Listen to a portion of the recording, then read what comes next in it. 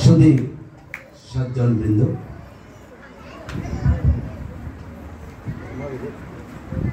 সনাতন ধর্মে যত সমস্ত গ্রন্থ রাজি আছে, আমার মতো ব্যক্তি যদি 5 বার জন্ম গ্রহণ করে শুধু পড়তেই থাকে, শেষ হবে না। ভগবান কৃষ্ণ, বাসুদেব কৃষ্ণ, তিনি দ্বাপর যুগের শেষার্ধে, সাধারণত যুগ অবতার পুরুষগণ যুগের শেষার্ধে যুগ সমাপন করেন। এই মর্মে আগত যুগের জন্য কিছু তথ্য দান করে যান, যে তথ্য অনুযায়ী সামনের যুগের জীব জগতের কল্যাণ সাধিত হয়। এই মর্মে এক যুগ থেকে আরেক যুগে রূপান্তরিত হয়। এটা হচ্ছে যুগের পরিবর্তন। সুধীবৃন্দ, ভগবান শ্রীকৃষ্ণ মানে বাসুদেব কৃষ্ণ পৃথিবীতে আগমনের পূর্বে বহুবিধ কার্য নিয়ে তার আগমন ঘটেছিল বা ঘটে থাকে। তো বাসুদেব কৃষ্ণ যেদিন পৃথিবীতে আগমন বা আবির্ভাব হবে, তার পূর্বে তিনি বহুবিধ কর্ম পদ্ধতি রেখেই তিনি আসছেন। তন্মধ্যে শ্রীমদ ভগবদ গীতা হচ্ছে অন্যতম। সুধীবৃন্দ, লক্ষ্য করার বিষয়, আপনারা সবাই শ্রীমদ গীতা সম্পর্কিত জ্ঞান রাখেন, এটা আমার বিশ্বাস। তদুপরি পাঠ পরিক্রমার অর্থটা হচ্ছে আপনাদের মনের ভিতর আছে সবকিছু, শুধু আপনাদের মনের ভিতরে সুপ্ত বিষয়গুলির উপর আমার আলোচনা সজাগ করে দেওয়া, স্মরণ করিয়ে দেওয়া, এই মর্মে এতটুকু সাহস রেখে সেই বেশাসনে উপবেশন করার যোগ্যতা আপনারই দিয়েছেন। সেই সুবাদে সেই বেশাসনের অধিষ্ঠাত্রী দেবতা মহাদেবতা ব্যাসদেবের শ্রীচরণ বন্দনা করছে।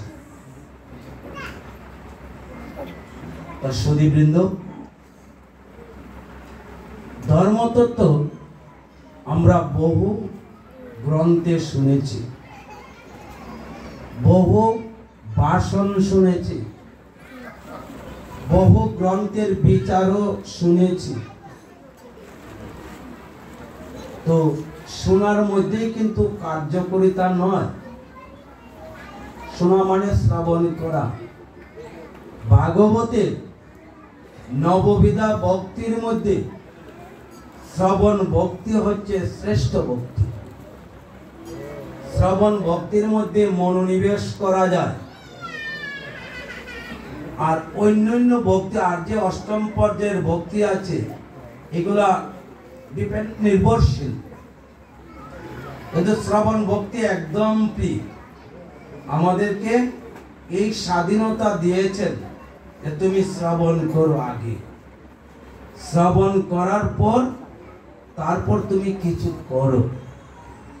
শ্রবণ করার পর করা, শ্রবণ করার পর যদি না করা হয়, শ্রবণের কার্যকারিতা আমরা ব্যক্তি বিশেষে জানতেও পারি না, উপভোগ করা সম্ভব নয়। সেই কারণে শ্রীমদ ভগবদ গীতায় ভগবান কৃষ্ণ অর্জুনকে 700 শ্লোকের মাধ্যম দিয়ে তিনি বুঝিয়েছেন জগৎ সংসারটা কি। সুধীবৃন্দ, বোঝানোর পর মহাশয় অর্জুন কি বলল? আরো যদি কিছু বুঝার আমার থাকে এবং আমাকে অনুপযুক্ত মনে করেন, তবে তুমি সর্বময় কর্তা, সেই সুবাদে আমাকে উপযুক্ত করে আরো তুমি সেই তত্ত্ব দান করার প্রার্থনা রাখছি। সুধীবৃন্দ, শ্রবণে যদি সবকিছু হয়ে যেত, কুরুপাঞ্জাল যুদ্ধের প্রাক্কালীন অবস্থায় ভগবান কৃষ্ণ অর্জুনকে শ্রবণ করিয়েছিলেন। মহাশয় অর্জুন সুন্দর এবং সুষ্ঠুভাবে ভগবানের কথা শ্রবণ করেছিলেন, শুধু তাই না, বুঝেও ছিলেন। বুঝার পরে তিনি সেই নিবেদনটুকুর আগে রেখেছিলেন যে আমাকে উপযুক্ত করে আরো কিছু দান করার থাকলে করতে পারে। সুধীবৃন্দ, এই যে প্রেক্ষাপটটা, এটা কিন্তু আস্বাদন করার মতো বস্তু। আরেকটা বিষয়, আমরা শ্রবণ করি, পাঠও করি, কিন্তু শ্রবণ প্রক্রিয়াটা কিন্তু যত সহজ, শ্রবণ প্রক্রিয়াটা ততই কঠিনও বটে। তো কঠিন বিষয়টা আমাদের জন্য, আমরা ব্যক্তি, সব ব্যক্তির নিকট কঠিন। কিভাবে কঠিন? কঠিন মিনিংটা আমি বলছি। কঠিনটা হচ্ছে যেমন মাইকেল মধুসূদনের কবিতা আপনারা পড়ছেন নিশ্চয়ই। ভাষা খুব কঠিন, খুব কঠিন, কিন্তু বিষয়বস্তু সহজ। আবার রবি ঠাকুরের কবিতা, ভাষাগুলি সহজ কিন্তু বিষয়বস্তু খুব কঠিন। এগুলা কি করতে হবে? দুটো বিষয় কিন্তু অনুধাবন করতে হবে, অনুধান করতে হবে। অনুধান মিনিং, এই যে শ্রবণ আপনি আমি করলাম, এটার ভিতর তত্ত্বটা কি, এই বিষয়টা আস্বাদন করতে হবে। তাহলে আস্বাদন প্রক্রিয়াটা অন্য শিখিয়ে দেয় না। মিনিং, আপনি কেমন অনুভব করবেন আরেকজনই কি অনুভবটা শিখিয়ে দেবে? আপনি কেমন আনন্দ ভোগ করছেন, এই আনন্দটা কি আরেকজন অনুভব করিয়ে দেবে? এইগুলো যার যার ক্ষমতা। কেমন আনন্দ ভোগ করবে এটা আপনার ব্যাপার। ছেলে বিদেশ থেকে ছেলে আসছে, কেমন আনন্দ হচ্ছে এটা আপনার ব্যাপার। এই আনন্দটা অন্য আপনাকে বুঝিয়ে দিতে পারবে না। তদনুরূপ ভাবে একটু গভীরে ভগবান যে বলল, কৃষ্ণ যে বলল অর্জুনকে, শাশ্বত শ্লোক, অর্জুনকে সঙ্গে সঙ্গে সবকিছু আত্মস্থ করতে পারছেন? পারেন নাই, সঙ্গে সঙ্গে পারেন নাই। না পেরে বারবার অর্জুনের পক্ষে ভাষ্য আসছে যে আমার দ্বারা কিছু করা সম্ভব হচ্ছে না কৃষ্ণ।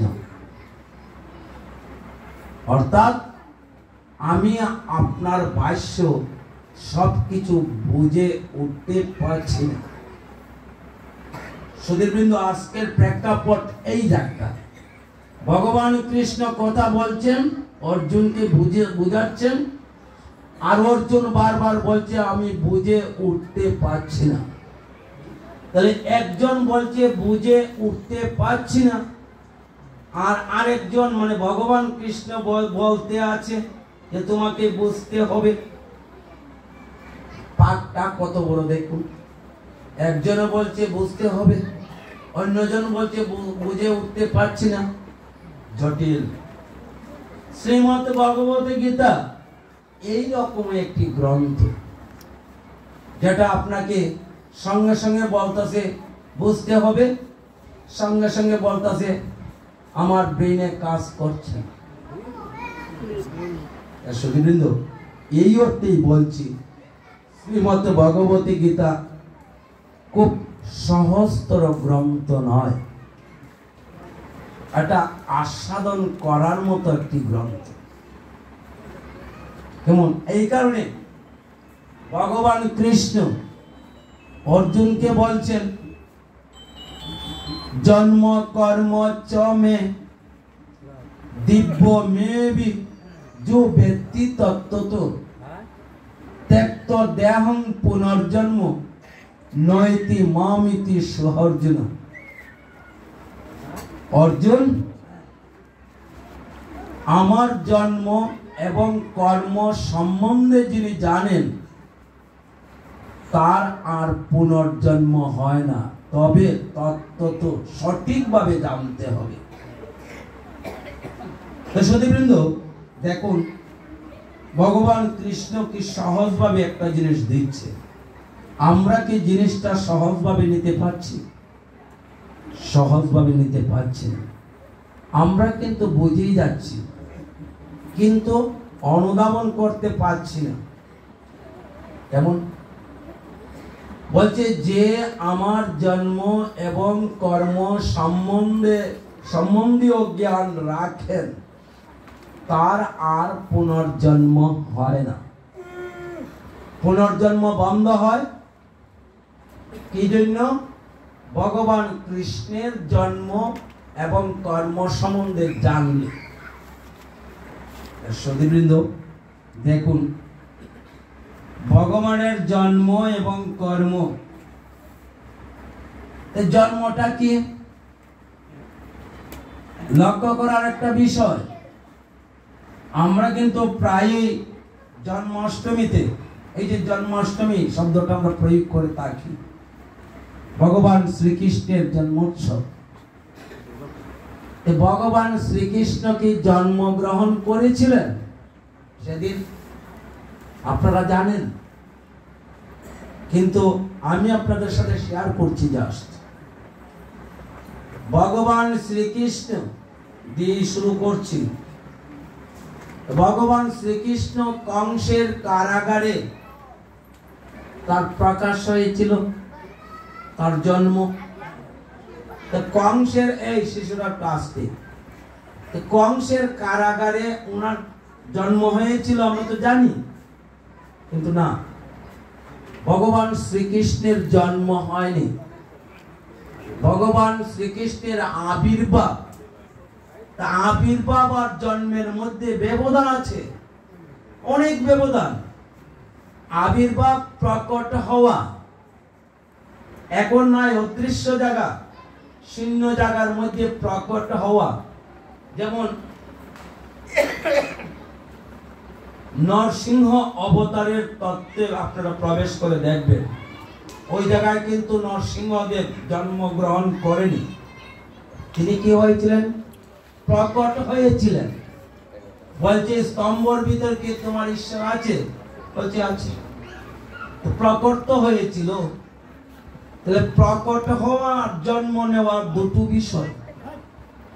ভগবান কৃষ্ণ যদিও আমরা মনে করি শাস্ত্রের কিছু কিছু ইঙ্গিত দিচ্ছে, কিন্তু ওই যে বলছে যে ব্যক্তি তত্ত্ব তো, যিনি তত্ত্ব তো জানেন, সঠিকভাবে জানেন আমার জন্ম। তাহলে ভগবান কৃষ্ণ কংসের কারাগারে, বসুদেব কংসের কারাগারে, শ্রীকৃষ্ণ কংসের কারাগারে এখনো প্রবেশ করেনি। বসুদেব পত্নী কংসের কারাগারে দৈবকী, কেমন কি প্রকট হয়েছিল সেদিন যন্ত্রণায় অস্থির। এটা হচ্ছে মায়া শক্তি, ভগবান রচিত সেই মায়া শক্তি বড়ই দূরত্বয়া। ভগবান কৃষ্ণের মায়া শক্তিকে জানা অথবা তাকে অতিক্রম করা বড়ই দুষ্কর। আমরা আসছি পরে সেই দিকে। তাহলে ভগবান কৃষ্ণ প্রকট হয়েছিল কার নিকট? দৈবকীর সম্মুখে। মাতা দৈবকী পূর্বজন্মের কৃপাশ্রিত হয়ে সেই ফল লাভ করতে শুরু হচ্ছে দ্বাপর যুগের শেষার্ধে। তো শুরু হবে এই মুহূর্তে। মাতা ব্যথায় আচ্ছন্ন, তখন কি করলো বাসুদেব কৃষ্ণ? নারায়ণ রূপ ধারণ করে প্রকট হলেন তার ব্যথা নাশ করার জন্য। হরি বল। প্রকট হওয়ার পর মাতা দৈবকীর যাবতীয় ব্যথা নিরসন হলো, তাকে একটু আত্মজ্ঞান দান করলো। প্রকাশ দিচ্ছে বাসুদেব কৃষ্ণ। প্রকাশ দেওয়ার পর মাতা দৈবকী বলছে যে বাবা, আমি তো তোমাকে পুত্র রূপে পাওয়ার কথা ছিল, চতুর্ভুজ ধারণ করে নারায়ণ রূপে পাওয়ার কথা না। অতএব আমি সেই পুত্র আমি চাই না চতুর্ভুজধারী, আমি দ্বিভুজধারী নররূপী সেই সন্তান প্রার্থনা ছিল। নারায়ণ বলছে হ্যাঁ ছিল, তোমাকে সেই তত্ত্ব দেওয়ার জন্যই আমার প্রকট। ঠিক আছে, তথাস্তু। নারায়ণ অন্তর্হিত হলো একটি ফুটফুটে শিশু বসুদেবের মাতা দৈবকীর কোলে প্রকট হলো। তো এই যে প্রকট হওয়া বাসুদেব কৃষ্ণ, উনি কি জন্মগ্রহণ করেছেন? আমার সাথে বলবেন না, আপনারা এটা আস্বাদন করবেন। তাহলে ভগবান কৃষ্ণ প্রকট হলেন। যেখানে প্রকট হয় এই কারণে ভগবান বলছে जो व्यक्ति तत्व तो त्यक्त देहं पुनर्जन्म नैति मामिति अर्जुन। अर्जुन যিনি এই তত্ত্ব সঠিকভাবে আমার জন্মটা জানেন, তার আর পুনর্জন্ম হয় না।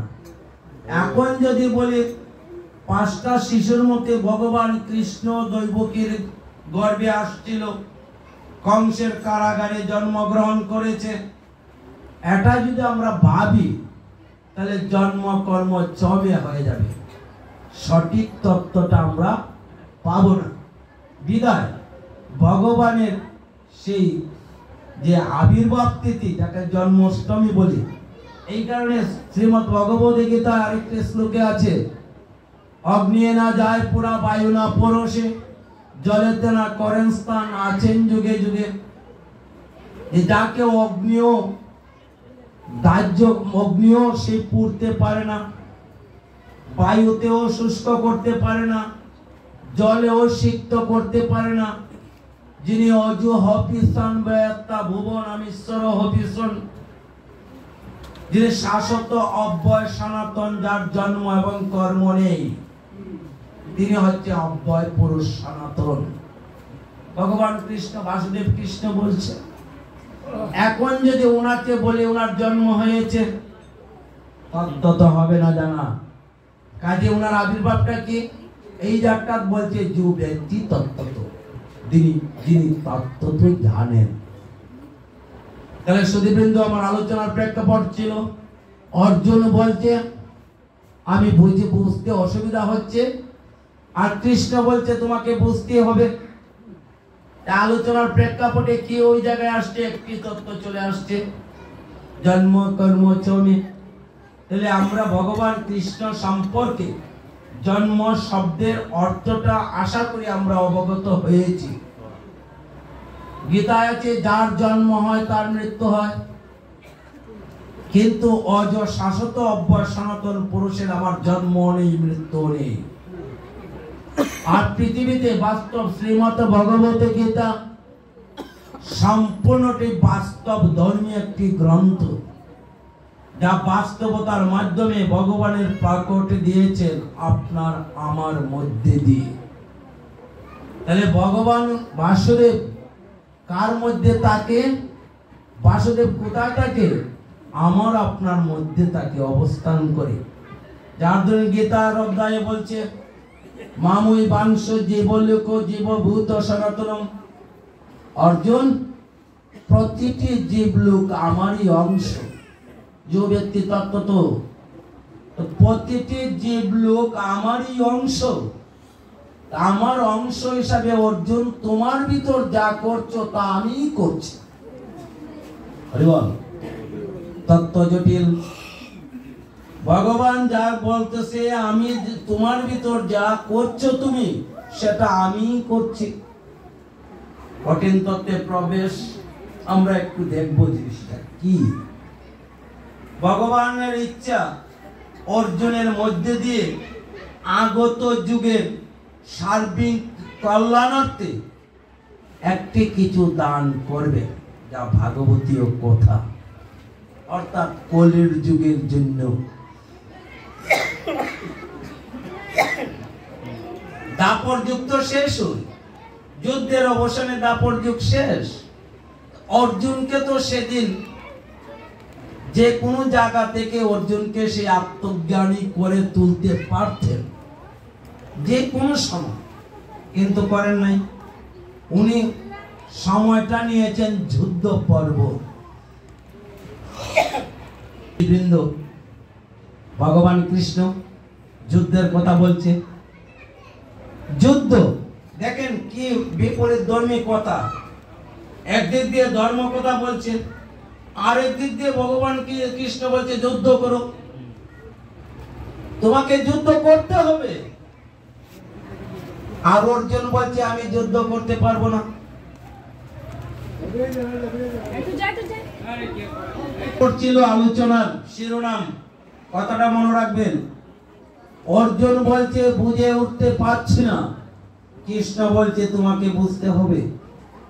এই দিক দিয়ে জন্ম এবং কর্ম উল্টা তত্ত্ব। জন্ম, যার জন্ম হয় তার মৃত্যু হয়।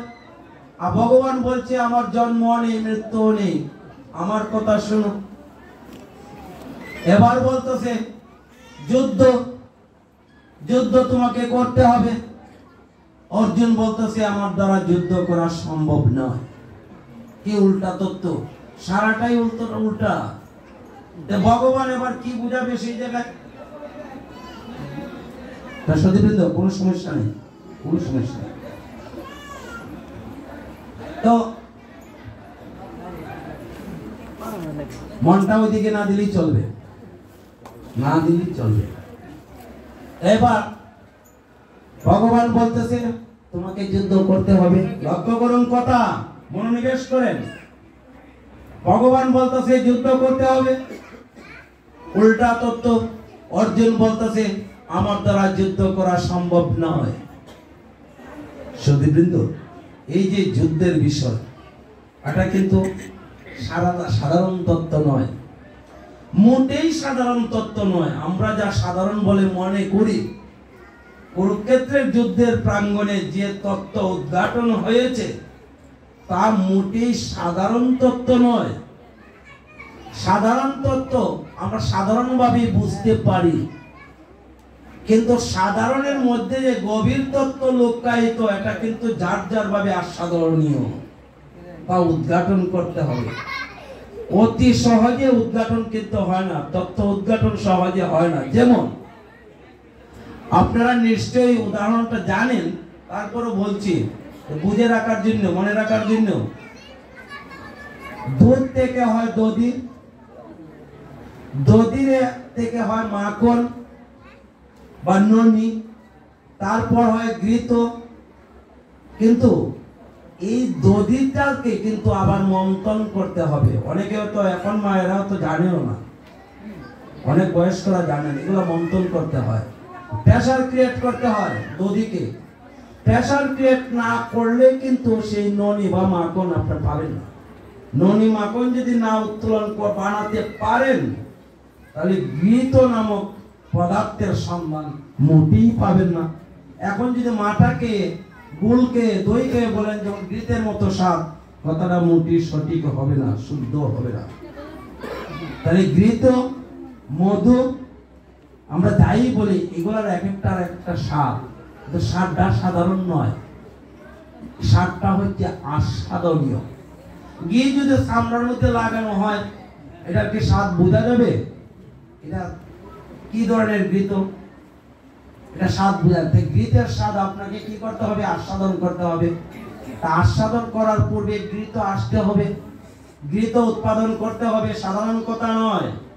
ভগবান শ্রীকৃষ্ণ কুরুক্ষেত্রের যুদ্ধের প্রাঙ্গণে যুদ্ধরূপ মহাকাণ্ডের মধ্যে একটি তত্ত্ব আস্বাদনীয়, যা অতি সহজে সম্ভব নয়।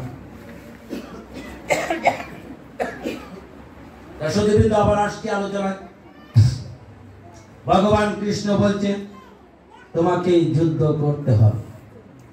অর্জুন বলল সম্ভব নয়। কেন? কেন সম্ভব হবে না? যুদ্ধ করার জন্য সাধারণ লোকে যদি বলে আমি যুদ্ধ করতে জানি না, মেনে নেওয়া যাবে, মেনে নেওয়া যাবে। কিন্তু একজন সেনাপতি যদি বলেন আমি যুদ্ধ করতে জানি না, এটা কিন্তু শোভনীয় নয়, মোটেই শোভনীয় নয়। কিছু আছে শোভনীয়, কিছু আছে শোভনীয় নয়। নয়টা বাতিল করতে হবে, ডিলিট ফ্রম দ্য লাইফ, বাতিল। সুধীবৃন্দ, এবার অর্জুন নামক যে ব্যক্তিত্ব, তিনি কুরুক্ষেত্রের যুদ্ধের প্রাঙ্গণে দুই দলের মধ্যে একটি দলের সেনাধ্যক্ষ, সেনা প্রধান, প্রধানের ভাষ্য আসছে আমার দ্বারা যুদ্ধ করা সম্ভব নয়। সাংঘাতিক কথা। আমরা ধরে নিতে পারি সহজ, যুদ্ধ করতে পারবে না। কেন পারবে না? ওনার কি হয়েছে? লোহদণ্ডের ন্যায় পুরুষ অর্জুন, এখনো লোহদণ্ডের ন্যায় শক্তিশালী অর্জুন মমে আগুনের স্পর্শে মমের মতো গলে গেল। বলছি আমার দ্বারা যুদ্ধ তাকদীরের কথা, দাঁড়িয়ে থাকতে পারছি না। সুধীবৃন্দ, সাধারণ কথা নয়। কিন্তু সেই তত্ত্ব প্রকাশনা আসছে সামনে, যে তত্ত্বের গ্রানে অর্জুন মোহিত হয়ে গিয়েছে। আমরা সাধারণত মনে করছি অর্জুন হয়তো বিভিন্নভাবে দুশ্চিন্তাগ্রস্ত হয়ে পড়ছে। প্রকৃতপক্ষে তা নয়। অর্জুন একটা গ্রাণ পাচ্ছে, উক্ত গ্রাণে মোহিত হয়ে মুহ্যবান হয়ে আছেন অর্জুন। মুহ্যবান হয়ে বলছে আমার দ্বারা যুদ্ধ করা সম্ভব নয়। রথের উপরে বসে গেল। অর্জুন যে বসে গেল, কি সেই তত্ত্ব, কি সেই গ্রাণ? গ্রাণটা হচ্ছে ভগবান কৃষ্ণ প্রকাশ দিচ্ছে অর্জুনকে সর্বশেষ অবস্থা। দুঃখের তো একটা সীমানা থাকে, কিন্তু অর্জুনের দুঃখেরও সীমানা নেই। একদম 0 পয়েন্টে অর্জুনকে নামিয়ে দিল। অর্জুন 0 পয়েন্ট থেকে বলছে আমার দ্বারা যুদ্ধ করা সম্ভব নয়, মুখে বলছে, আর অন্তর দিক দিয়ে আস্বাদন করছে কি সেই গ্রাণ আসছে। আমি মোহিত হয়ে আছি। যতই ভগবান কৃষ্ণ কথা বলছে, উনি সেই গ্রাণ আস্বাদন করছে। বলছে কি তত্ত্ব, কি সেই তত্ত্ব আসছে, এত সুগন্ধযুক্ত, এত প্রভাযুক্ত, এত মাহাত্ম্যপূর্ণ। এটা উনি নীরবতা, সুধীবৃন্দ, ভালো কিছু নীরবতার সহিত অর্জন করতে হয়। নীরবতা ভিন্ন ভালো কিছু অর্জন হয় না। অর্জুনকে নীরব করে দিচ্ছে ভগবান কৃষ্ণ। যদি অর্জুন নীরবতা অবলম্বন না করে, সেই জায়গায় তত্ত্ব আস্বাদনে অর্জুন ব্যর্থ হবে।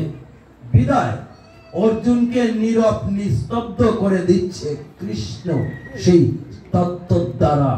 অর্জুন, তোমাকে যুদ্ধ করতে হবে। সুধীবৃন্দ, অর্জুন মুহ্যমান হয়ে ধীরে ধীরে কথা বলছে। দেখেন, যদি একান্তই ভয়ে ভীত, বিষয় বিষে তিক্ত হয়ে যেত অর্জুন, তাৎক্ষণিকভাবে অর্জুনের ভিতর থেকে এই বাক্য আসার কথা ছিল না। কি সেই বাক্য? অর্জুন বলছে দ্বিতীয় অধ্যায়ে, কার্পণ্য দোষ উপহত স্বভাব যশ্রেয় সানিশ্চিত্তং ব্রহি তন্মে শিষ্যস্তে হয়ং সাধিমাম তং প্রপন্নম।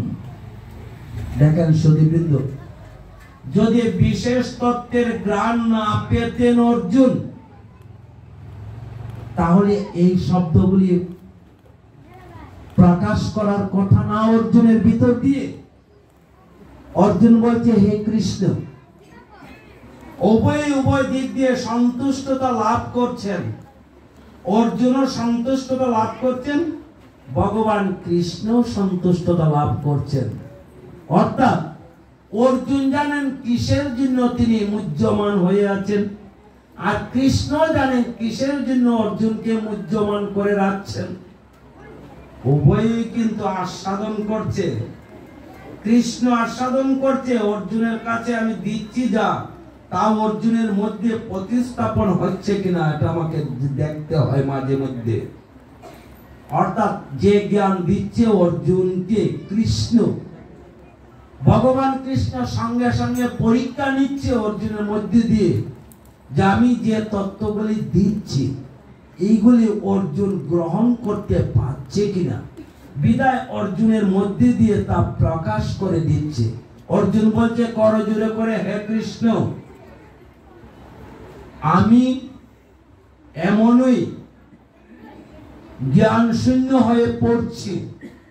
বুঝাচ্ছে কাকে? কাকে বোঝাচ্ছে? আমাদেরকে। আমি জ্ঞান শূন্য হয়ে পড়ছি কৃষ্ণ। কি জ্ঞান শূন্য? আমি ন্যায় বুঝছি না, অন্যায় কোনটা সেটাও দেখছি না, ভালো কোনটা সেটাও বুঝতে পারছি না, মন্দ কোনটা তাও নির্ধারণ করতে পারছি না, কর্তব্য কি অকর্তব্য কি তাও নির্ধারণ করতে আমি ব্যর্থ হচ্ছি। সুধীবৃন্দ, লক্ষ্য করুন, আস্বাদন করার মতো জিনিস এই যাত্রা। আরেকটা দিক যেখানে ভগবান কৃষ্ণ পরীক্ষা নিচ্ছে, অর্জুনও পরীক্ষার উত্তর দিচ্ছে, মধ্যপর্তে আমাদেরকে মুহ্যমান করে দিচ্ছে। কি সেই দ্বন্দ্ব? তবে অর্জুনের যে বাক্যটা চলে আসছে এটা কিন্তু সাধারণ বাক্য নয়। সুধীবৃন্দ,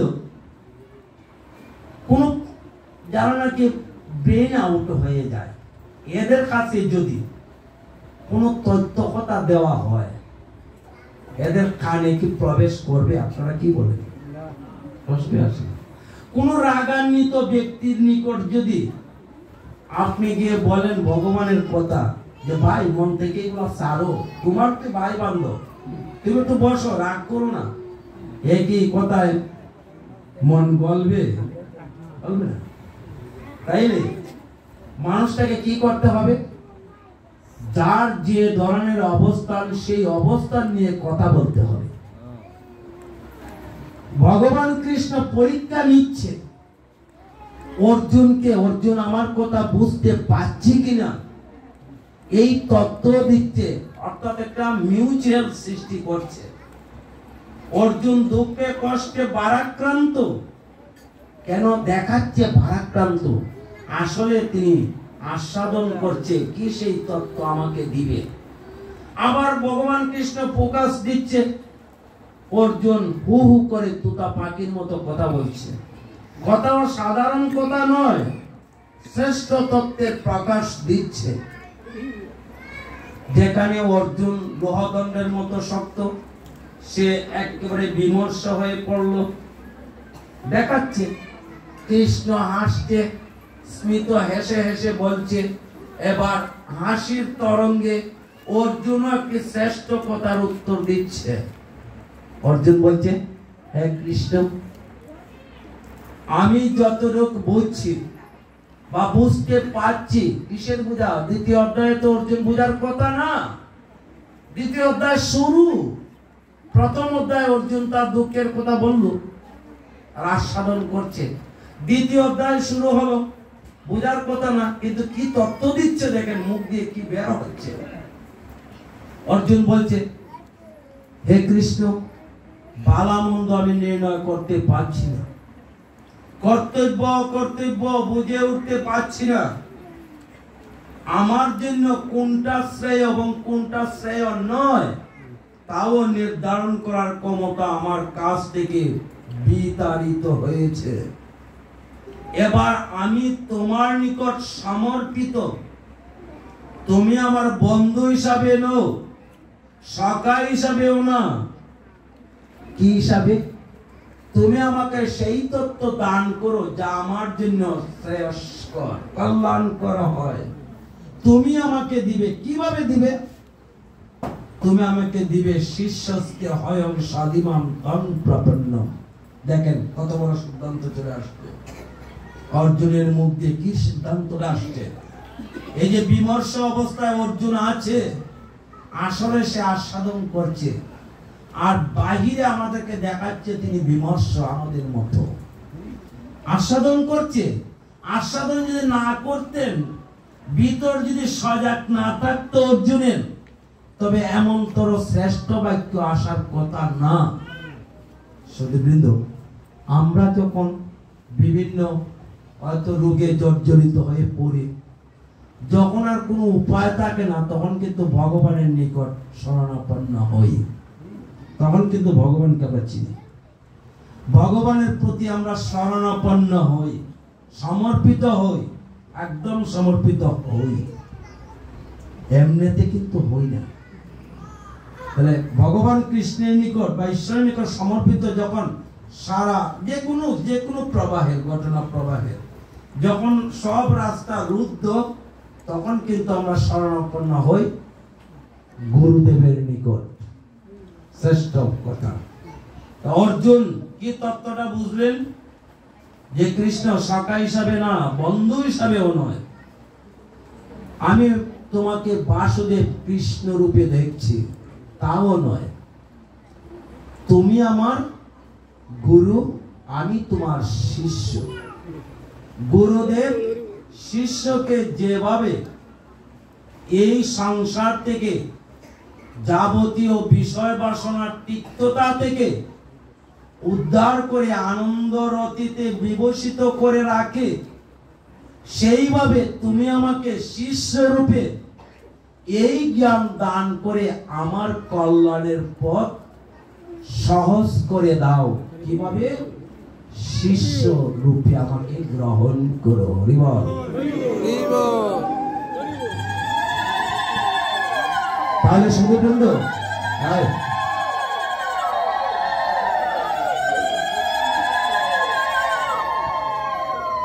ভগবান কৃষ্ণ অর্জুনের পরীক্ষা নিচ্ছে যে অর্জুন ঠিক আছে কিনা, তার ভিতর থেকে শব্দ, ভালো শব্দ প্রকাশ পায় কিনা। তাহলে পরীক্ষা কিন্তু একটা সফল। কৃষ্ণ অর্জুন সফল। কিভাবে সফল? আসলে সে যে একটা আস্বাদন করছে, এটাই ঠিক। আর ব্যবহারিক জগতে অর্জুনকে দেখাচ্ছে বিমর্ষ, দুঃখিত, লাঞ্ছিত হয়ে পড়ছে, আর অন্তরে তিনি পরিপুষ্ট, আনন্দিত, আহ্লাদিত। যদি তা না হতে চেতন সত্তায় উজ্জীবিত অর্জুন না থাকতেন, এমন শ্রেষ্ঠ প্রার্থনা কি অর্জুনের মনে এই মুহূর্তে উঠার কথা ছিল না? তাহলে সুধীবৃন্দ, ওই যে আগে বললাম রাগান্বিত অবস্থায় তাকে যদি বলো গুরু বন্দনারত হও, সে করবে না। আর ভিতর যদি তার উজ্জীবিত থাকে, সে যদি শুটিং এর জন্য যায় মারামারি করতে, সে কিন্তু গুরু বা ভগবানের দ্বারস্থ অবশ্যই হবে যদি সচেতন থাকে। আগে যদি বলে যে না, এটা মায়ের হবে না, শুধু একটা দেখার জন্য, এই মুহূর্তে সে শুটিংটা দেখাবে। কিন্তু তত্ত্ব তো যে ব্যক্তি তত্ত্ব তো, যিনি তত্ত্ব তো জানেন। সুধীবৃন্দ, আমরা ঘটনা প্রবাহ আরেকটা শিখলাম। অর্জুন ভিতরে ভিতরে সচেতন, কি জানি একটা তত্ত্বের আস্বাদনে অগ্রসরমান। ভগবান কৃষ্ণ সচেতন তো অবশ্যই, তিনি কৃষ্ণকে বারবার কি জানি বলে বলে পরীক্ষা নিচ্ছে, অর্জুন পরীক্ষার উত্তরও দিচ্ছে। তাহলে সুধীবৃন্দ, শ্রীমদ্ ভগবত গীতার প্রতিটি শব্দের ব্যাখ্যা ভিন্ন ভিন্ন, আবার প্রত্যেকটা ব্যাখ্যার মধ্যে এক একটা সমন্বয়ের সুর লক্ষ্য করার মতো। দেখেন আরেকটি দিক দিয়ে ভগবান কৃষ্ণ অর্জুনকে কিছু একটা তত্ত্ব দিবে। অর্জুনকে বলছে, হ্যাঁ অর্জুন, দৈবী রেশা গুণময়ী মম মায়া দূরত্বয়া মামেব যে প্রপদ্যন্তে মায়া মেতাং তরন্তিতে। দেখেন কি তত্ত্ব অর্জুনের ভিতর কে দিচ্ছে, অর্জুনকে দিচ্ছে ভগবান কৃষ্ণ। বলছে, হে অর্জুন, আমার রচিত এই সংসার মায়া দ্বারা আচ্ছাদিত। আমার মায়া দ্বারা এই সংসার পরিচালিত হচ্ছে। আমার এই মায়া জালকে অতিক্রম করে যাওয়ার মতো কোনো ব্যক্তির শক্তি নেই। মম মায়া দূরত্বয়া, মানে আমার মায়াকে অতিক্রম করার মতো শক্তি কারও নেই। ক্লিয়ারেন্স দিচ্ছে ভগবান কৃষ্ণ, শক্তিশালী ভাবে দিচ্ছে। শেষের লাইনটাই কি বলছে? মামেব যে প্রপদ্যন্তে, কিন্তু অর্জুন যে আমার শরণাপন্ন হয় মায়া মেতাং তরন্তিতে, তার সামনে থেকে মায়া শক্তি আমি উচ্ছন্ন করে দিই। তাহলে ভগবান কৃষ্ণ আরেক দিক দিয়ে বলছে, প্রতিদানিহ অর্জুন মে ভক্ত ন বিনশ্যতি। অর্জুন, তুমি সকলকে জানিয়ে দাও আমার ভক্তের বিনাশ নেই। ভগবানের প্রতিজ্ঞা। আমরা সাধারণ মানুষ তো মনে করি যে না, তাকে আমি যেহেতু কথা দিয়েছি আমার কথা রাখতে হবে। আমরা সেই কথা রক্ষা তো মহাভারত ভাগবতে অনেক অনেক পেয়েছি। ধর্ম রক্ষার জন্য, কথার প্রতিশ্রুতি রক্ষার জন্য রাম 14 বৎসরের জন্য বনবাস, শুধু প্রতিশ্রুতি রক্ষার জন্য। কুরুক্ষেত্রের যুদ্ধের প্রারম্ভিকতাও প্রতিশ্রুতি রক্ষার বহিঃপ্রকাশ। তাহলে প্রতিশ্রুতি রক্ষা করাও ধর্ম, প্রতিজ্ঞা করাও ধর্ম। সতীবৃন্দ লক্ষ্য করুন, ভগবান কৃষ্ণ প্রতিজ্ঞা করছে, জানিহ অর্জুন মে ভক্ত ন বিনশ্যতি, আমার ভক্তের বিনাশ নেই। তাহলে সতীবৃন্দ দেখুন, আমার আবার আদি পিঠে যাই।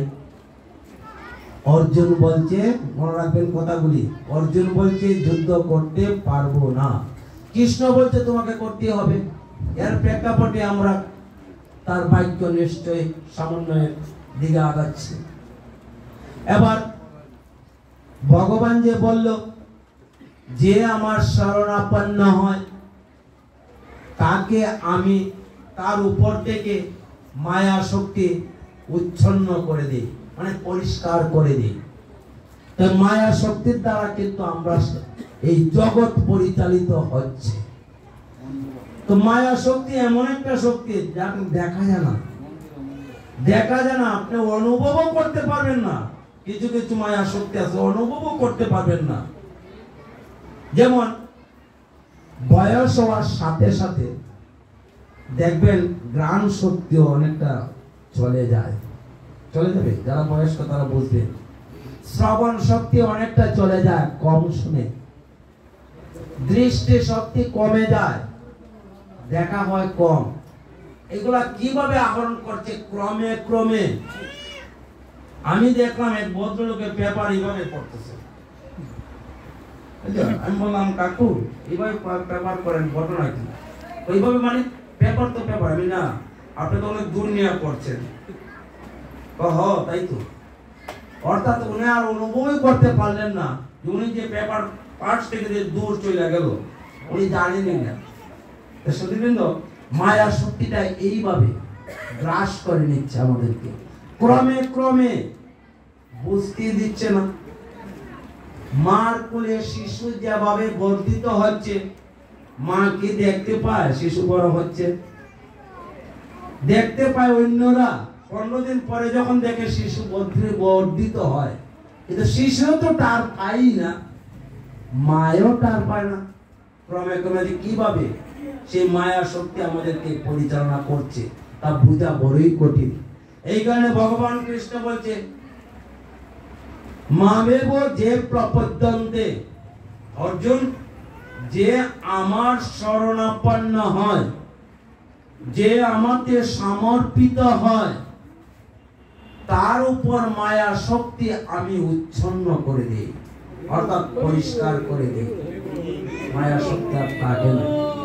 তাহলে সুধীবৃন্দ, সমর্পিত হতে হবে। সমর্পিত বিষয়টা কিন্তু আরেকটা বিষয়, একটা জটিল বিষয়। সমর্পিত বিষয়টা কিন্তু দেখানোর কথা না। আপনি আমি কিভাবে সমর্পিত হব, এটা আপনার আমার ব্যাপার। এটা ভগবানের নিকট সমর্পিত, এটা দেখানোর ব্যাপার নয়, মোটেই দেখানোর বিষয় নয়। সমর্পিত বিভিন্ন ভাবে আমরা হতে পারি, বিভিন্ন ভাবে।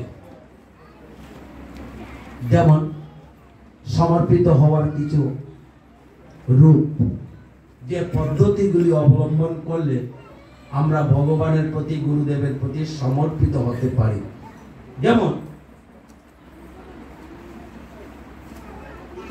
আমরা অনেকেই হয়তো মালা জপ করি, অনেকে আছেন মালা জপ করি। মালা জপ কি? মালা জপ তো আমরা করি, হ্যাঁ। জপ যজ্ঞ একটি শ্রেষ্ঠ যজ্ঞ, শাস্ত্রে আছে। জপ যজ্ঞ, যজ্ঞের মধ্যে আমি জপ যজ্ঞ। জপ মানে কি? মন্ত্র জপ। মন্ত্র আপনাকে জপ করতে হবে। কোন মন্ত্র? আপনার গুরু প্রদত্ত মন্ত্র। এদের মাস্টার লাগবে তো, মাস্টার ছাড়া হবে না। দুনিয়াটা মাস্টারিং চলছে, একজনের মাস্টার আরেকজন, মাস্টারিং থাকতেই হবে, সম্ভব না। তাহলে আপনি যে ভগবানের সান্নিধ্য লাভ করবেন, তার তো একজন মাস্টার প্ল্যানারের দরকার আছে। এই হিসাবে শাস্ত্রে নির্দেশ দিয়েছে যে সেই মাস্টার প্ল্যান দেবেন একমাত্র গুরুদেব। গুরু প্রদত্ত মন্ত্রের জপ ধ্যান হচ্ছে ভগবানের সান্নিধ্য লাভের একমাত্র সহজতর একটি উপায়। তাহলে যারা নাকি ভগবানের সান্নিধ্য নিয়ে, গুরুদেবের সান্নিধ্য পেয়েছে, তারা তো পেয়েছেন মন্ত্র। যারা পাননি, তারা তো ভগবানের নাম নিবেন, নিতে হবে। ভগবানের মানে গুরুদেবের সান্নিধ্য না নেওয়া পর্যন্ত কিন্তু আমরা ভগবানের সান্নিধ্যে দেওয়ার রাস্তা পূজাটা কঠিন হয়ে যায়, কঠিন। তাহলে সুধীবৃন্দ, এবার মালা জপ যে আপনি করবেন, এই কাজটা করবেন না, করলে পাপ হবে। মালা জপ, ভগবানের নাম জপ, গুরু প্রদত্ত মন্ত্রের জপ, যে কোনো একটা জপ করা হয়, মালা জপ নয়। পাপ হবে। কোন কথাটা বলছি? জপ মানে গুরুদেবের সেবা দেওয়া। এটাও গুরুদেবের সেবা দেওয়া হয়। গুরুদেবের নাম নেওয়া, এটাও গুরুদেবের জপা, গুরুদেবকে সেবা দেওয়া হয়, গুরুদেব সন্তুষ্ট। মায়া মেতান্তরন্তিতে সমর্পিত।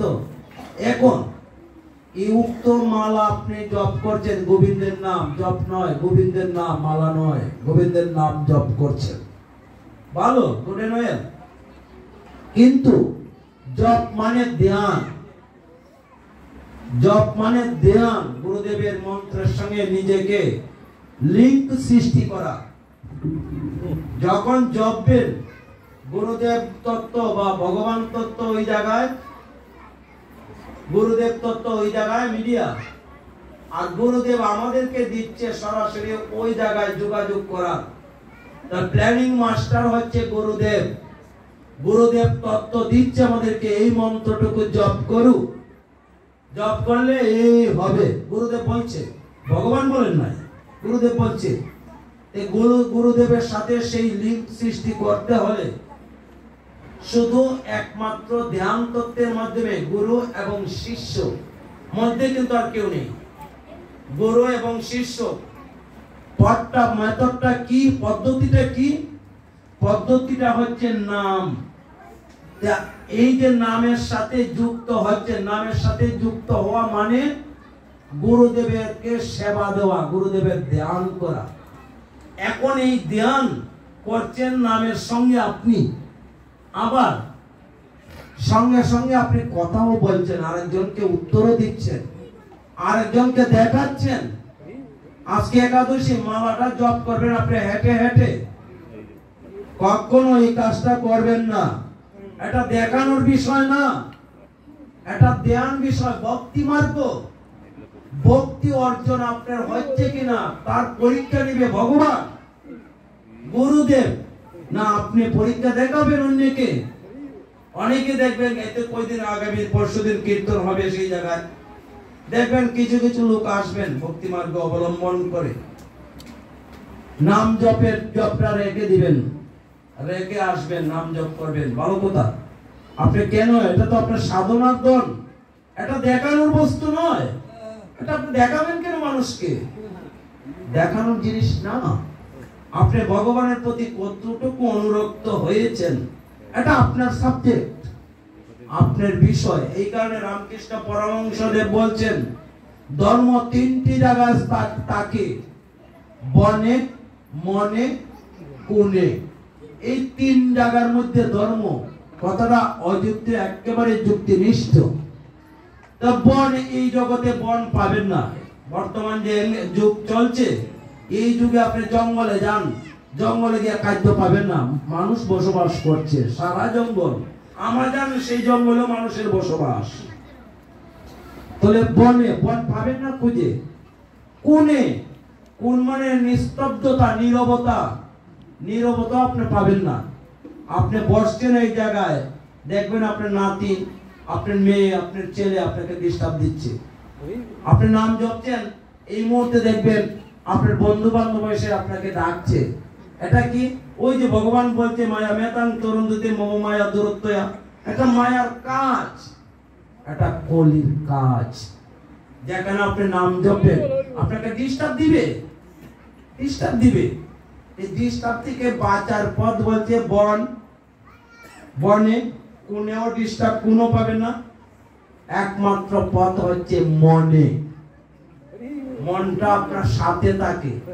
মনটাকে নির্ভেজাল করতে হলে আপনাকে ওই প্রদত্ত মন্ত্র, গুরু প্রদত্ত মন্ত্রর জপ, মালার মাধ্যমে, মালা জপ নয়, শব্দটা অশুদ্ধ, জপ করা হয় নাম।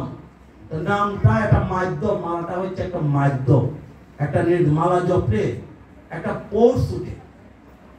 কর জপা যায়, কর জপার মধ্যে পোর্স নেই। এই কিঞ্চিত সময়ের মধ্যে আবার ঘুরে আসবে, পোর্স কম। মালা জপ মানে হচ্ছে মালার মাধ্যমে জপা একটা পোর্স আছে, একটা শক্তি সঞ্চার, অনেক জায়গা নিয়ে ঘোরা যায়। সুধীবৃন্দ, বিরক্ত নিয়ে না আমার কথা, এগুলা কাজে লাগবে। আপনি মালা জপতে জপতে কারোর সাথে কথা বলবেন না, বলার দরকার নেই। আপনি নীরবে জপবেন। সময়, সময় নেই, কখন সময় নেই। আপনি 10 মিনিট জপেন, 15 মিনিট, 20 মিনিট, আধা ঘন্টা, আপনি সময় করে নিয়ে যান। একটা নির্দিষ্ট একটা জায়গা নিয়ে যান, নির্দিষ্ট জায়গায় বসেন। এইভাবে বৈশা আপনি আগে ধূপকাঠি আগরবাতি ধরান, নির্দিষ্ট একটা প্লেস বানান। আপনি বানাতে হবে, আপনি ঠাকুর ঘরেই বানান। এইভাবে জপবেন, দেখবেন কাজে পরিপুষ্ট। ভিটামিন পাচ্ছেন আপনি, আপনি ভিটামিন পাবেনই পাবেন। কৃপা সেই জায়গায় বর্ষিত হবেই হবে, আপনারা দেখাতে যাবেন না। যাক সুধীবৃন্দ, কেউ বিরক্ত যদি নেন ক্ষমা করে দিয়েন, কারণ ব্যবসার সামনে পয়সা হাসা কথাগুলো, সঠিক কথাগুলো বলতে হয়। তো মালা জপ করেন, করতে হবে, মালা জপ করতে হবে, এইভাবে কইলেন ভালো হবে। সুধীবৃন্দ, আবার আসছে সেই কথায়, একদিক দিয়ে অর্জুন বলছে যুদ্ধ করবো না, আর দিয়ে বলছে যুদ্ধ করতে হবে। কিভাবে আগাচ্ছে দেখেন। যুদ্ধের কথা হওয়ার কথা ছিল, যুদ্ধ যুদ্ধ। সেই জায়গায় ভগবান কৃষ্ণ অর্জুনকে কি তত্ত্ব দেওয়া শুরু করলো? যেখানে যুদ্ধের কথা বলা দরকার সেই জায়গায় বলছে অর্জুন, যে যতমাম প্রপদ্যন্তি তাং স্ততৈব বজৈমহম মম বর্তানুবর্তন্তি মনুষ্য পার্থ সর্বস্ব। যেখানে কথা হচ্ছে যুদ্ধের, যুদ্ধের সংজ্ঞা দিবে, যুদ্ধের কলা কৌশল তো শেখানোর দরকার ছিল ভগবান কৃষ্ণ কর্তৃক অর্জুনকে। এই জায়গায় ভগবান কৃষ্ণ কি কৌশলে আলোচনাটা কোন জায়গায় মোড় দিয়ে নিচ্ছে, অর্জুনও সেই সঙ্গে সঙ্গে যাচ্ছে, যেতে বাধ্য। ওই যে পূর্বে বলছি কিসের গ্রান্ট পাচ্ছে, এই জ্ঞান আস্বাদন করছে অর্জুন। ক্রমে ক্রমে কৃষ্ণ সেই আস্বাদনীয় তত্ত্বে ডুবিয়ে দিল মহান ভাগবত অর্জুনকে। অর্জুন আগাচ্ছে, ভগবান কৃষ্ণ বলছে সেই জায়গায় যে অর্জুন, আমি এমনই সত্তা, আমি কৃষ্ণ নই, আমি দৈবকী নন্দন নই, আমি বৃন্দাবনের কৃষ্ণ নই, আমি বসুদেব পুত্র নই।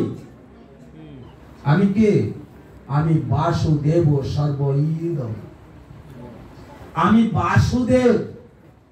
বাসুদেব শব্দের অর্থ হচ্ছে যিনি সর্বত্র প্রতিষ্ঠিত আছেন, তিনি হচ্ছেন বাসুদেব। তাহলে ভগবান কৃষ্ণ বলছে আমি কৃষ্ণ নই, কৃষ্ণ তো দৈবকী নন্দন, আমি সেই কৃষ্ণ নই, আমি বাসুদেব, আমি ওঙ্কার, আমি শ্রেষ্ঠ তত্ত্বের মধ্যে প্রধান। কিভাবে প্রকাশ দিচ্ছে? আবার বলছে আমি মানুষের মধ্যে রাজা। কিভাবে বলছে? আমাদেরকে কি শিক্ষা দিচ্ছে দেখুন। যাক সুধীবৃন্দ, আবার আসছি, বলছে যে আমাকে যেভাবে ডাকে আমি তাকে সেভাবেই তার ইচ্ছা পূর্ণ করি। তাহলে ভগবান, আমরা তো সবাই জানি, সবাই আমরা মুঠের উপরে জানি, ভগবানের নিকট যে যা চাই ভগবান তা দিয়ে থাকেন। সূত্র আছে, অতি সহজ নয়। ভগবান যে দিবেন, ভগবানকে মেপে দিবেন না। আপনি বা দোকান থেকে মাল আনবেন, মুদির দোকান থেকে, আপনাকে আগে পরিমাণ দিতে হবে, আমার অত কেজি দেব। আপনি যে পয়সা না দেন, আপনাকে মুদিওয়ালায় মালও দেবেন না। তাইলে পরিমাণ আপনার টাকার অঙ্কের উপর ভিত্তি করে আপনাকে মাল দিবে কি বলে দোকানদার। তাহলে যে যত মন প্রপদ্যন্তে, যে যা চায় তাই দিয়ে দিবে। ভগবান বলছে তো দিয়ে দিবে, প্রতিজ্ঞা নষ্ট হয় না। কিন্তু আমরা কি কতটুকু তা পাওয়ার উপযুক্ততা অর্জন করছি? বিবেচনা নিজের উপর করুন।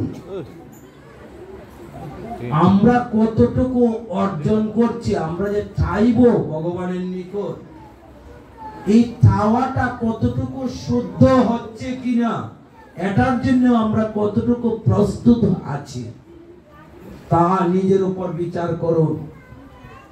দেখুন, মহাভারতের অংশ শ্রীমদ ভগবত গীতা, তত্ত্বটা বোঝায় যে যে তমাম প্রপদ্যন্তে, যে যেভাবে ডাকে তাকে আমি সেভাবেই তার ইচ্ছা পূর্ণ করি।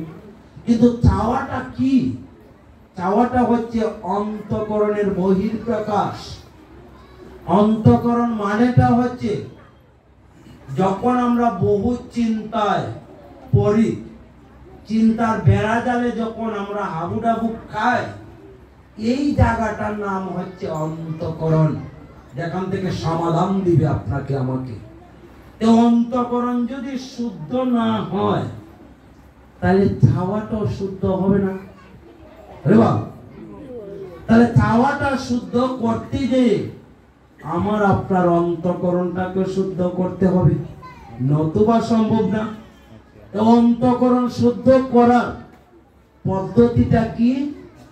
অন্তঃকরণ শুদ্ধ করার পদ্ধতি একমাত্র গুরু প্রদত্ত নাম জপ ধ্যান। তাহলে সেই নাম জপ ধ্যান কি সাধারণ তত্ত্ব? আপনি এই জপ করবেন, নাম ধ্যান, এটা কি সাধারণ তত্ত্ব? ওই দিক দিয়ে কাউ কাউ করবে, ওই দিক দিয়ে কি করবে, এর মধ্যে আপনার মাল কিনতে যাবেন, আপনার আরেকজনকে ডাকও দিবেন, ধমকও দিবেন, এটা তো হলো না। তাহলে অন্তঃকরণ শুদ্ধিতাটা কোথায় আপনার হবে? বিচারটা আপনার উপর। এই কারণে গুণত্রয় বিভাগ যুগটা আপনারা পড়বেন, ভালোভাবে পড়বেন, দেখবেন এটার মধ্যে এই তত্ত্বগুলা নিহিত আছে। একটু বড় গীতাটা পড়বেন। যাক সুধীবৃন্দ, বিরক্ত নিয়েন না, কথায় কাজে লাগবে। এবার আসি, যে যতামাম প্রপদ্যন্তে কথাটার ভগবান কৃষ্ণ কি যুক্তিকতা দিচ্ছেন এবং কিভাবে প্রকট হচ্ছে। চাওয়াটা ভগবানের নিকট দিয়ে আমরা চাইবো, চাওয়া অনুসারে ভগবান দেবে। কিন্তু চাওয়াটা কি ধরনের হতে হবে তার জাজল্য প্রমাণ শ্রীমদ্ ভগবতী গীতা। সুধীবৃন্দ, কুরুক্ষেত্রের যুদ্ধের প্রারম্ভিকতা প্রথম থেকে বলতে পারবেন? মানে অর্জুনের বিপক্ষ দলের সেনা প্রধান কে ছিল? সেনাপতি কে ছিল? অর্জুনের বিপক্ষে দলের সেনাপতি বিশ্বদেব। বিশ্ব শব্দটি কিন্তু জটিল, যার শক্তির প্রমুক্ত সীমা নেই। এমনতর শব্দটা হচ্ছে বিশ্ব, ধাতু থেকে। তা সুধীবৃন্দ, দেখুন কুরুক্ষেত্রের যুদ্ধের প্রাঙ্গণটা কি। এখানে আরেকটা জিনিস, তার পূর্বে আমি যাচ্ছি, এটা না বললে এই জিনিসটা বোঝা যাবে না। কুরুক্ষেত্রের যুদ্ধে যে শুরুটা আমরা আবার শুরুটার দিকে একটু ইঙ্গিত দিচ্ছি। অর্জুন কৃষ্ণকে বলছে, হে কৃষ্ণ, দুটি দলের মধ্যে রথকানি স্থাপন করো। এটা কিন্তু বলছে, আমি এই কথাটা আমি ইঙ্গিত দিচ্ছি। তাহলে দুই দলের মধ্যখানে যুদ্ধ শুরু হবে, এমনতর অবস্থায় বলছে দুই দলের মধ্যখানে রথকানি স্থাপন করো। কেন? এই কথার অর্থটা কি? এর আগে যে বললাম অর্জুন কিসের গ্রাণ পাচ্ছে, দেখেন কি সুন্দর ফর্মুলা আগাচ্ছে। এটা আগে বলা উচিত ছিল আমার, এখন মনে হচ্ছে বললাম। এই তত্ত্বটা গ্রাণ যে পাচ্ছে অর্জুন, তত্ত্বের গ্রাণ পাচ্ছে, উচ্চমান হয়ে গিয়েছেন। বলছে দুই দলের মধ্যখানে রথকানি স্থাপন করো, মানে আমি দুটি দলকে দেখি। এর অর্থ হচ্ছে যে কৃষ্ণ সবাই তো আসছে, উপস্থিত হচ্ছে। দুই দলকে দেখতে হলে, ভালোভাবে দেখতে হলে, দুইটি দলকে ভালোভাবে দেখতে হলে দুই দলের এক দলের পক্ষ থেকে এক দলের পক্ষ নিয়ে থাকলে দুই দল দেখা হয় না। দুই দলকে দেখতে গেলে মিডল নির্ধারণ করছেন, একটা মধ্যবর্তী স্থানেরই দরকার। মধ্যবর্তী স্থানটা মানে হচ্ছে নিউট্রাল প্লেস, যেখানে একেবারে দুই দলের মধ্যবর্তী স্থান। এবং এই স্থানটা হচ্ছে যে একটা মধ্যে, ভগবান কৃষ্ণের মধ্যে রাখার অর্থটা হচ্ছে গুণত্রয় বিভাগ তৃতীয় অধ্যায়ে একটা শ্লোকে আছে, ত্রৈগুণ্য বিষয় বেদা নিস্ত্রৈগুণ্য ভবার্জুন। অর্জুন, লক্ষ্য করুন, বলছে হে অর্জুন, আমাকে যদি তোমার জানতে হয় বা দেখতে হয় সঠিকভাবে, তোমাকে 3 গুণের ঊর্ধ্বে যেতে হবে। 3 গুণের ঊর্ধ্বে না ওঠা পর্যন্ত তুমি 3 গুণ থেকে উত্তীর্ণ হতে পারবে না। তবে 3 গুণ থেকে উত্তীর্ণ না হওয়া পর্যন্ত তুমি সঠিকভাবে বিষয় দেখতেও পাবে না। অতএব তোমাকে সঠিকভাবে জানতে এবং বুঝতে হলে তোমাকে 3 গুণের উপরই যেতে হবে। নিত্য সত্যস্তু আত্মবান এবং নিজের উপর আস্থা রেখে তোমাকে সেই কাজটি করতে হবে। অর্থাৎ 3 গুণের উপরে যাওয়া মানে নিরপেক্ষ হওয়া। তো অর্জুনকে এই তত্ত্বকাজটা দিচ্ছে এই অর্থে, অর্জুন তুমি দুইটি দল মানে কি যুদ্ধ। সুধীবৃন্দ, কুরুক্ষেত্রের যুদ্ধ ব্যাপারটা খালি যুদ্ধ দেখলে চলবে না, এটা কিন্তু ইন্টারনাল কিছু পলিসি আছে, এগুলো হলো সাবজেক্ট। যুদ্ধটা কি? কুরুক্ষেত্রের যুদ্ধের ময়দানটা, সেই জায়গাটা নিউট্রাল হতে হবে। মানে দুই পক্ষ দেখানো মিনিংটা হচ্ছে ন্যায় এবং অন্যায়। অর্জুন, তোমাকে ন্যায় এবং অন্যায় বুঝতে হবে। ন্যায় অন্যায় বোঝা মানে হচ্ছে দুই পক্ষকে দেখানো, অর্জুনকে দিয়ে কৃষ্ণ, যার জন্য অর্জুন বলছে হে কৃষ্ণ দুই দলের, আসলে তো কৃষ্ণ বলাচ্ছে, ওই যে রসের আস্বাদন পাচ্ছে বলাচ্ছে, বলছে মধ্যখানে রাখা মানে হচ্ছে বুঝাচ্ছে ন্যায় পক্ষ এবং অন্যায় পক্ষ কি, ন্যায় কি এবং অন্যায় কি, সাকল্য গীতা তত্ত্বটা সেই জায়গায়, ন্যায় কি এবং অন্যায় কি, এই বিষয়টা বোঝানোর জন্য ভগবান কৃষ্ণ অর্জুনকে এই প্ররোচনা দিয়ে অর্জুনের ভিতর থেকে এই শব্দটা প্রকাশ দিলেন, দুই দলের মধ্যখানে রথখানি স্থাপন করো। সুধীবৃন্দ, এটারও রহস্য এবং তাৎপর্য আছে, আমি সামনে বলবো। আবার আসছে সেই আলোচনা মহাভারতে, যে যথাবাম প্রপদ্যন্তে তাং স্তদেব বদেম্যহম, এই তত্ত্বে আসছে। ভগবান বলছে যে যেভাবে আমাকে ডাকে আমি তাকে সেভাবে তার ইচ্ছা পূর্ণ করি। তাই আমি আপনি কতটুকু প্রস্তুত আছি ভগবানকে সারা জাগানো, যে ভগবান তোমাকে ডাকছি, তোমাকে নিবেদন হচ্ছে, তুমি কৃপা করো আমাকে ওটা দাও ওটা দাও। এই যে ভগবানকে সারা জাগানো, সজাগ করানো, আমার ভিতর তোমার ভিতর ভগবান কিন্তু আছে, জাগাতে হবে আমাকে এবং তোমাকে। ভগবান তৃতীয় কোনো পক্ষ থেকে আসে না, আমার আপনার ভিতর ভগবান সত্তাকে জাগ্রত করাতে হয়। আর এতে ভগবান বলছে জীবলোক আমারই অংশ, মামুই বাংশ জীবলোক। অর্জুন, তুমি যদি জানতে চাও তোমাকে, আমাকে যদি জানতে চাও তুমি আগে তোমাকে জানো। আত্মানং বৃদ্ধি, নিজেকে জানো। নিজেকে জানা মানে ভগবান স্পিরিট দিচ্ছে যে অর্জুন তুমি আমি, যেই তুমি সেই আমি, জালালে চিত্তপটে।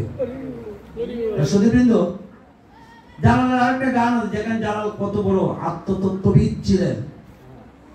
ফিরতে হয় জঙ্গলবাসী মনি ঋষি আউলিয়া, সারা জনম কাটায় তারা গাছ তলাতে বসিয়া, কি পাইল সে কইল না রে ভাবছে জালালের মন।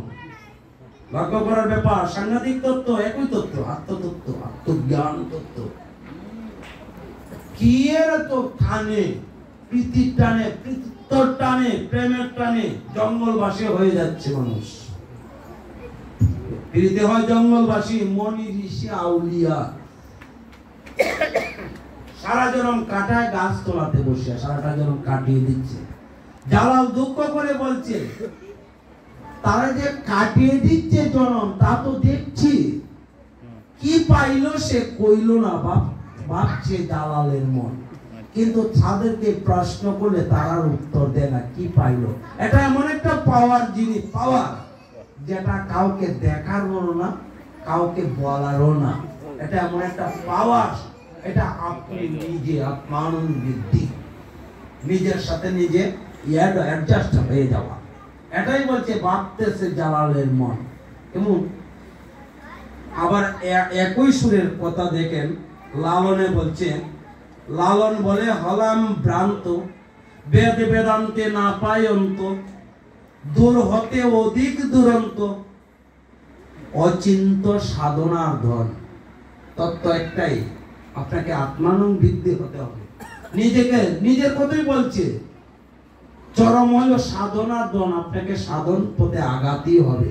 হতে পারে সেই মালা জপের মধ্যে, হতে পারে। রামকৃষ্ণ গোসাই বলছে কি তত্ত্ব দেখেন, হীনরাম, রামকৃষ্ণ গোসাই আরেক নাম হীনরাম। হীনরাম দাসে বলে কলির মাঝে ফুল, বেদে বেদান্ত না পায় পণ্ডিত বেকুল। সুধীবৃন্দ, এটা হচ্ছে বেদান্তের কথা, আত্মানুবৃত্তি, বেদের বেদান্তের কথা, উপনিষদের কথা, চরম কথা। উপনিষদ, আমি একটু গীতাকে উপনিষদই বলা হয়। উপনিষদ তত্ত্বটা হচ্ছে নিকটে বসেও পরিবেশন বা শ্রবণ।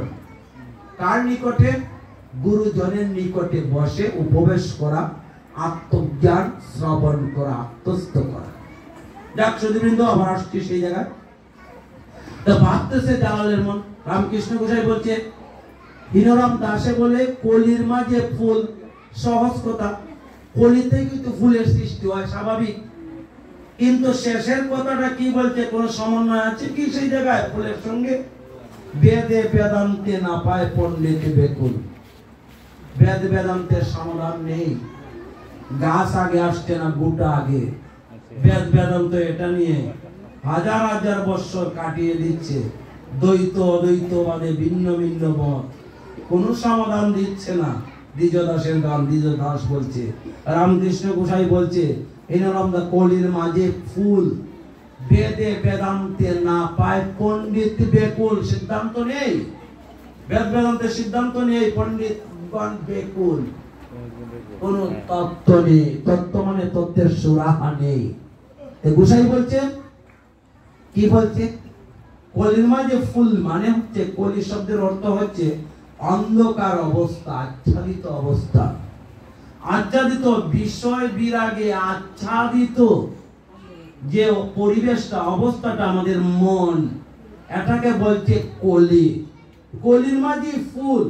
যখন আপনি আমি গুরু প্রদত্ত মন্ত্র আমাদের ভিতর প্রকাশ পাবে, গুরু কৃপা হবে অথবা ভগবানের কৃপা হবে, যে যত মান প্রপদ্যন্তে হবে, তখন কিন্তু আমার আপনার ভিতরে সেই কলি থেকে ফুলে রূপান্তরিত আমি আপনি হতে পারবো। তাহলে তত্ত্ব